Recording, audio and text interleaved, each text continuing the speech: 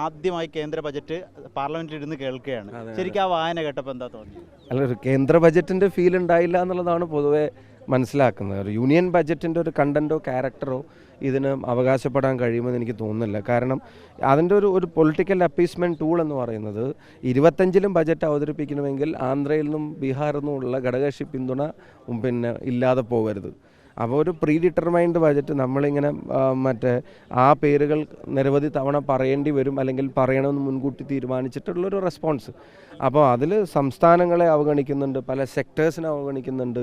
അപ്പോൾ കേരളത്തിൽ നിന്നൊക്കെ 2 കേന്ദ്രമന്ത്രിമാരുണ്ട് അല്ലെങ്കിൽ എന്നുള്ള ചിന്ത പോലും ബജറ്റ് അവതരിപ്പിച്ച ആൾക്കോ ഗവൺമെൻറ്റിനോ ഉണ്ട് എന്നുള്ള തരത്തിലൊന്നുമല്ല ബജറ്റ് വന്നിട്ടുള്ളത്. യൂത്തിനെ സംബന്ധിച്ചിടത്തോളം തൊഴിലവസരങ്ങൾ സൃഷ്ടിക്കും എന്നൊരു പ്രഖ്യാപനമുണ്ട്. അത് എത്രത്തോളം പ്രായോഗികമാകും? ആ പ്രഖ്യാപനങ്ങൾ വന്നിട്ടാണ് ഇപ്പോൾ ഇത് 40 വർഷത്തെ ഏറ്റവും രൂക്ഷമായ തൊഴിലില്ലായ്മയിൽ കൂടെ രാജ്യം മുന്നോട്ട് പോയത്.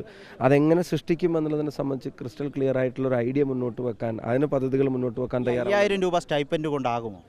അതെന്താണെന്ന് വെച്ചാൽ ഇപ്പോൾ തൊഴിൽ കൊടുക്കുന്ന ആളുകൾ 5000 രൂപ സ്റ്റൈപ്പൻഡ് കൊടുക്കാൻ സഹായിക്കുന്നു പറയും. തൊഴിലുണ്ടാക്കേണ്ട കാര്യത്തെ സംബന്ധിച്ചുള്ള ഇടപെടലുകളാണ് ആവശ്യം.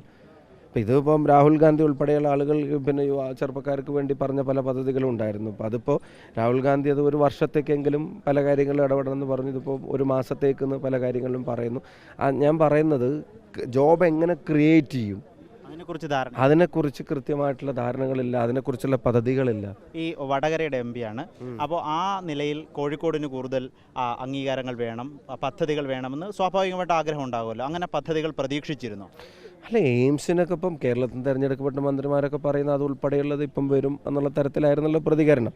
എയിംസിനൊക്കെ സ്റ്റേറ്റിന് എല്ലാ അർഹതയുള്ള കാര്യമില്ല, അതിനെ സംബന്ധിച്ചൊന്നും മിണ്ടുന്നില്ലല്ലോ. കേരളം എന്നുള്ള പേര് പോലും ബജറ്റിൽ പറഞ്ഞിട്ടില്ല. അല്ല ഞാൻ പറഞ്ഞാൽ ഒന്നും പറയുന്നില്ല. അപ്പോൾ തമിഴ്നാട് പറയുന്നില്ല, മഹാരാഷ്ട്ര പറയുന്നില്ല.